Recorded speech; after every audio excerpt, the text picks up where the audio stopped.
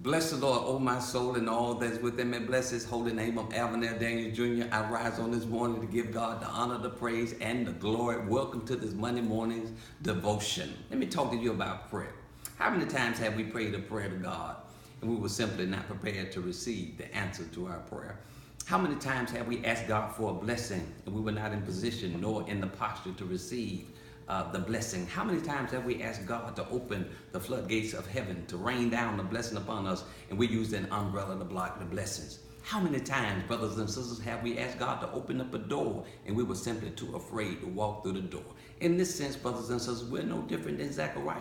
Zechariah is found in Luke chapter number 1. You find him in the temple praying and interceding on behalf of the children of Israel. Watch this. He's praying for somebody else, but does not believe in his own prayer. How do you know that, Brother James? Because the angel came all the way down from heaven. It was Gabriel. And Gabriel said, fear not, be exceedingly glad. God has decided to answer your prayer in this season. You're going to have a son. His name is going to be John. And I know you're an old man, and I know your wife is an old lady, but God has decided to answer your prayer. Now watch this. His response is a response that Gabriel took exception to. Gabriel told him that God had answered his prayer. But Zechariah says, how is God going to do it? Listen, we serve a God that's able to do anything but fail. Now unto him that's able to do exceedingly abundantly above all that we ask or think, according to the power that worketh in us. God can do anything. God can even do the impossible.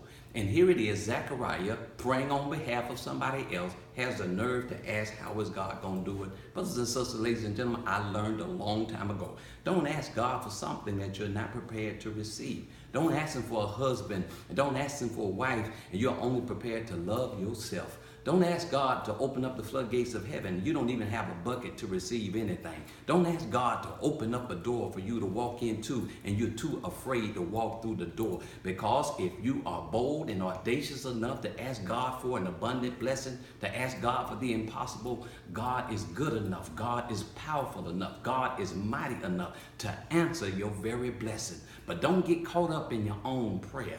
If you're going to pray with God, if you're going to ask God for something, don't play with God.